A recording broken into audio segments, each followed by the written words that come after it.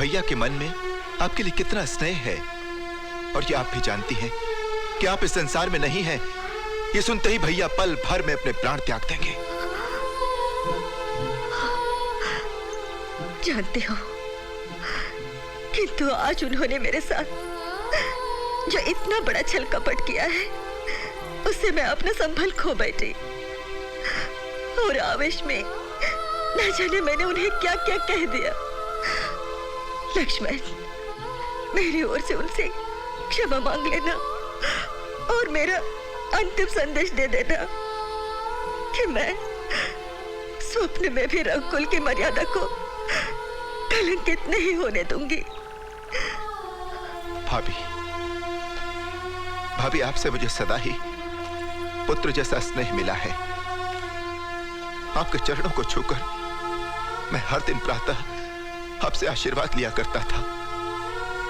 अब ये पावन चरण मुझे कहां मिलेंगे?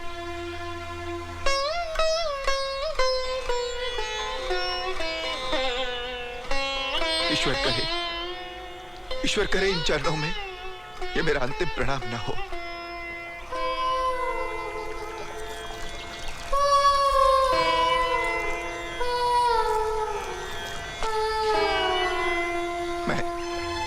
मैं जा रहा हूं। मुझे क्षमा कर देना भाभी, मुझे क्षमा कर देना भाभी, मुझे क्षमा कर देना।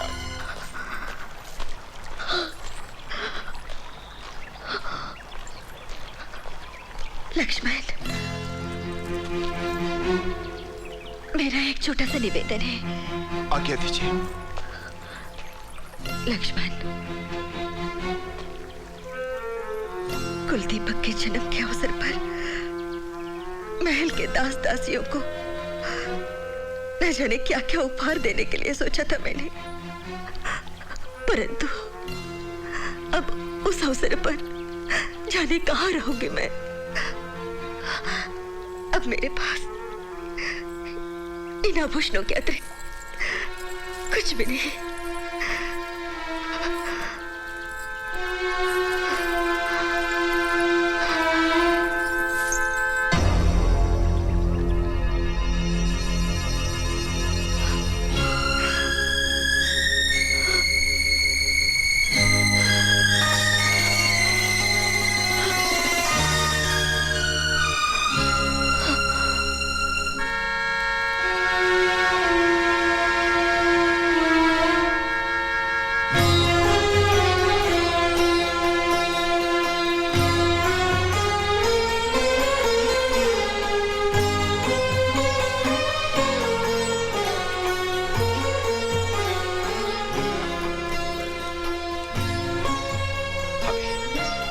भाभी, आप धन्य है। भैया ने तो मांगने पर भरत को अपनी पादुकाएं दी थी। आपने तो जानकर ही मेरी इच्छा पूरी कर दी। मैं निहाल हो गया भाभी, मैं निहाल हो गया, मैं निहाल हो गया।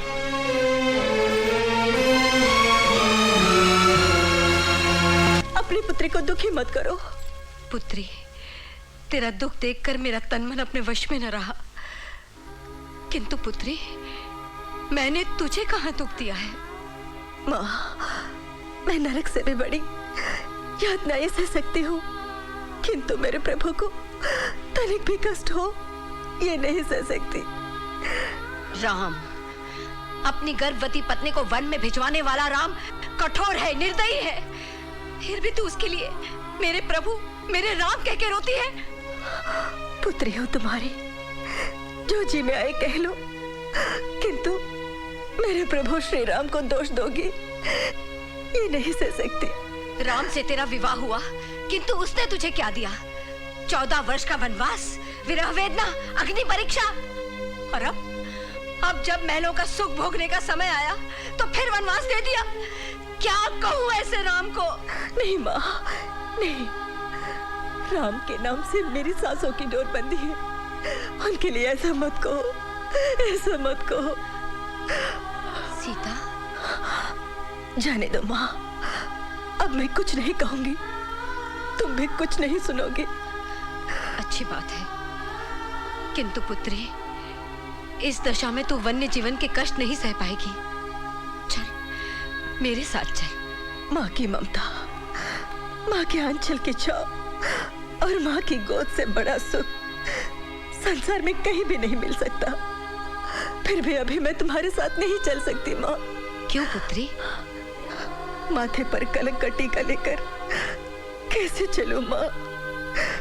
तुम्हारी कोख से जन्म लेकर प्रभु श्री रामचंद्र का हाथ थाम मैंने रघुवंश में पदार्पण किया, इसलिए उन्हें उनका प्रतिबिंब सौंपने के बाद ही मैं तुम्हारे साथ चल सकती हूँ माँ।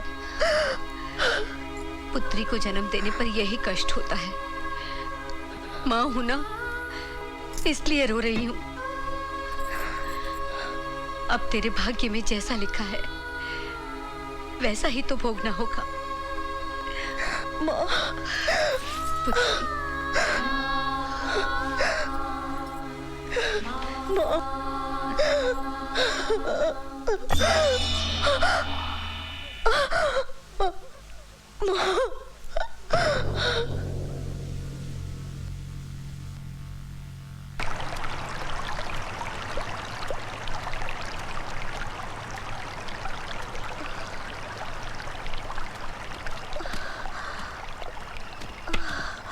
तुम कौन हो देवी, और अकेली इस निर्जन वन में क्या करने आई हो? आपके प्रश्न का मैं क्या उत्तर दूं मुनिवर? दुर्भाग्य ले आया और मैं आ गई। ओह, तुम तो राजरानी सीता हो। मैं वाल्मीकि हूँ, सीता और राम के चरित्र को रामायण के रूप में रचने वाला। प्रणाम मुनिवर। मैं जानता था ऐसा ही होगा, किंतु इतनी जल्दी होगा इसकी मुझे कल्पना नहीं थी। तुम्हारे दर्शन करके मेरा जीवन धन्य हो गया देवी। आओ मेरे साथ आश्रम चलो। नहीं, मैं कलंकिनी हूँ मुनिवर। मेरे साथ चलने से आपका आश्रम अपवित्र हो जाएगा। नहीं देवी, तुम कलंकिनी नहीं हो। तुम तो आदिशक्ति हो, जगत माता हो, साक्षात लक्ष्मी हो। तुम्हारी महिमा मुझे ज्ञात है। निरंतर राम नाम के कीर्तन से गुंजायमान मेरे आश्रम को अपने पावन चरणों से पवित्र करो देवी। आओ। मुनिवर, विपत्ति के इस समय में आप मेरे लिए देवता जैसे प्रकट हुए हैं। मैं आपके साथ अवश्य चलूंगी, किंतु रुक क्यों गई देवी? कहो, क्या कहना चाहती हो? यही कि मेरे नाम का किसी को पता न चले। तुम तो सहस्त्रों नामों से पूजी जाने वाली लोक माता हो। तुम्हें नाम की क्या कमी? लोक पावनी के नाम से मेरे आश्रम में रहना। आओ देवी, आओ। गुरुदेव आ गए। हाँ, आ गए। गुरुदेव। प्रणाम गुरुदेव। सरस्वती। जी गुरुदेव। विद्या। जी गुरुदेव। ये लोक पावनी देवी हैं। इनके पदार्पण से हमारा आश्रम धन्य हो गया। अब ये यहीं रहेंगी। तुम सब इनकी सेवा के लिए सदा तत्पर रहोगी। जी गुरुदेव। ले जाओ इन्हें। अच्छा गुरुदेव। जाओ बेटी।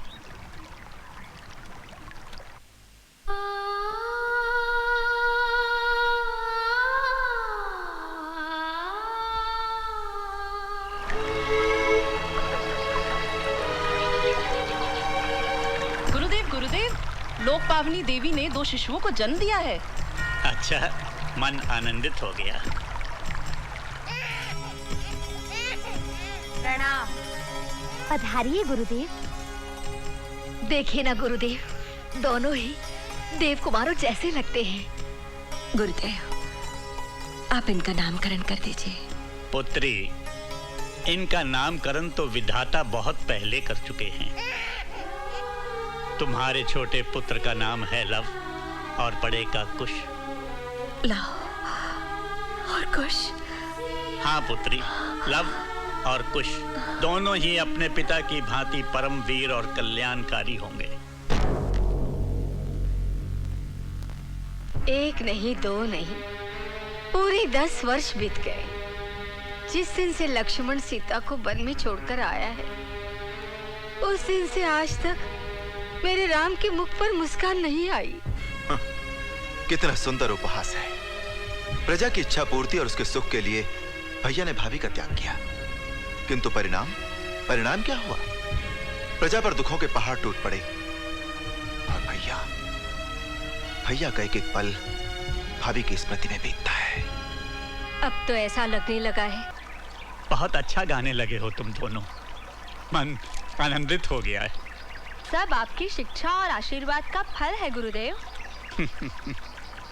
हमने अपने जीवन भर की तपस्या का फल तुम लोगों को क्यों दिया है जानते हो? हाँ, प्रभु श्री राम की भक्ति से हमें पुण्य मिलेगा और हमारा जीवन सफल होगा। हाँ, जाओ, तुम्हारी माता प्रतीक्षा कर रही है। प्रणाम। माँ, माँ।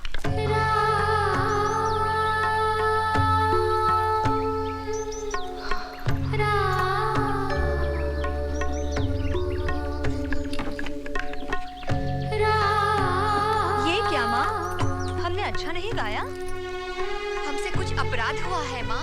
हमारे किसी कार्य से तुम्हारे मन को चोट पहुंची है? किसी ने तुमसे कुछ कहा है माँ? बताओ माँ, तुम्हें क्या कष्ट है? क्या चिंता है माँ? जो पुत्र अपनी माँ की चिंता दूर न कर सके, उसका जीवन व्यर्थ है। बोलो माँ, बोलो, तुम्हें क्या चाहिए? यदि तुम कहो तो हम तुम्हारे चरणों में स्वर्ण का अंबार लगा दें। तुम दोनों मेरे लिए किसी भी स्वर्ण के अंबार से बढ़कर हो। पुत्रों, मेरी संपदा हो। तुम्हारे अतिरिक्त मुझे कुछ भी नहीं चाहिए। तो फिर तुम रो क्यों रही हो माँ? तुम दोनों के मुख से रामायण का मधुर गायन सुनकर मेरा हृदय भर आया और खुशी से आंखें भर आई। क्या खुशी में भी आंखें भर आती है माँ? हाँ, यदि खुशी खुशी जैसी हो। माँ। सीता राम जैसी दंपत्ति समस्त भूलोक में आज तक नहीं हुई, संभवतः होगी भी नहीं। इसलिए सीता के वियोग का दुख राघवेंद्र को जीवन भर रहेगा। क्या ऐसा कोई उपाय नहीं जिससे राम के दुख का भी निवारण हो जाए और प्रजा भी सुखी हो जाए?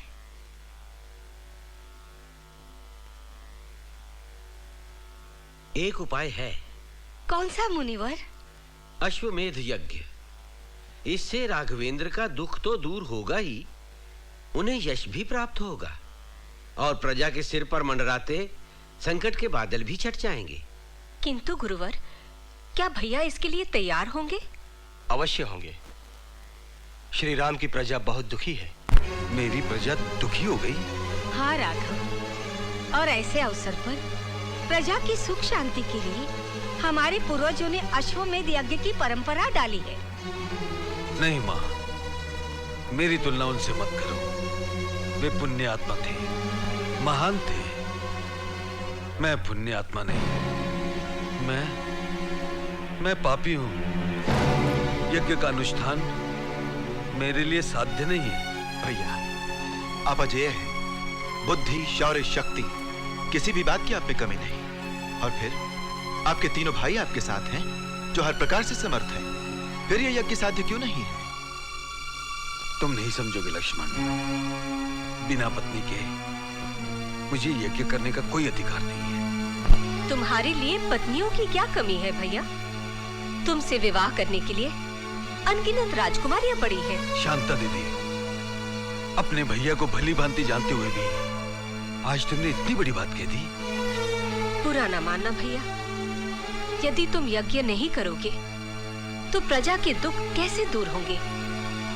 तुम्हें दूसरा विवाह करना ही होगा। दीदी, सूर्य पूर्व की अपेक्षा पश्चिम से निकल सकता है, चंद्रमा अपनी शीतलता बरसाना छोड़ सकता है, लेकिन तुम्हारा भैया राम, आप सबका प्रिय राम, अपना एक पत्नी व्रत कभी भंग नहीं कर सकता।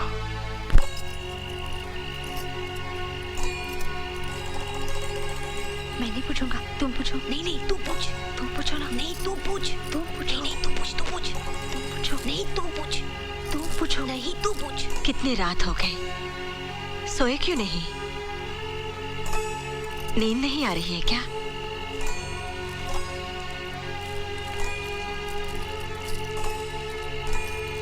हाँ माँ, नींद नहीं आ रही है। क्यों नहीं आ रही है? माँ, प्रतिदिन गुरुदेव से रामायण सुनकर और प्रभु श्री राम के प्रति तुम्हारी अथाह भक्ति देखकर हमारी जिज्ञासा बहुत बढ़ गई है माँ। मन करता है पंख लगाकर उड़े और पल भर में अयोध्या पहुँच जाए। और माँ, पुरुषोत्तम श्री राम के दर्शन करके जुग जुग से प्यासे इन नैनों की प्यास बुझा ले। हाँ माँ, और उन्हें रामायण गाकर सुनाए, उनसे आशीर्वाद ले और अपना जीवन धन्य कर ले। मेरे बेटो, तुम दोनों के जीवन में ऐसा अवसर आए, ये मेरे हृदय की सबसे बड़ी कामना है। तो फिर तुम हमें अयोध्या जाने की आज्ञा क्यों नहीं देती माँ? ये आज्ञा तुम्हें गुरुदेव से ही लेनी पड़ेगी। ऐसी बात है तो हम कल सुबह ही गुरुदेव से आज्ञा मांग लेते हैं। अवश्य मांगो। मेरा मन कहता है वे तुम्हें निराश नहीं करेंगे, किंतु उचित समय आने पर वे स्वयं ही आज्ञा देंगे। रामायण धर्म और अधर्म के अंतर को प्रतिपादक करती है, अर्थात निर्धारित करती है, और संपूर्ण मानव जाति को जीवन का वास्तविक अर्थ समझाने के साथ ही मानव को दानवी प्रवृत्तियों की ओर बढ़ने से रोकती है, अर्थात मनुष्य को मनुष्यता का आचरण करने की शिक्षा देती है। हाँ, जानते हो क्यों? क्यों गुरुदेव? क्योंकि रामायण के समस्त पात्र आदरणीय हैं। वे मानवता के वट वृक्ष की स्वर्णिम शाखाओं के समान हैं। इसलिए रामायण मानवता के लिए शिक्षाप्रद और कल्याणकारी है। जब तक संसार में धरती, आकाश, चांद और सूरज रहेंगे, तब तक रामायण भी तेजों में बनी रहेगी। तुम दोनों अयोध्या जा रहे हो। हमें विश्वास है कि तुम अपने मधुर स्वरों में रामायण को गा गा कर जन जन तक पहुंचाओगे। हम आपके आदेश का पालन करेंगे गुरुदेव। हम जानते हैं ये दिव्यास्त्र है। जैसे तुम रामायण के गायन में पारंगत हो, वैसे ही अस्त्रों और शस्त्रों के प्रयोग में भी। फिर ये दिव्यास्त्र क्यों गुरुदेव? तुम्हारी सुरक्षा के लिए। तुम दोनों पहली बार तपोवन से बाहर जा रहे हो। ये अस्त्र शत्रु को मारता नहीं, केवल उसे सम्मोहित करके परास्त कर देता है। इसे हर समय अपने पास रखना। जी गुरुदेव।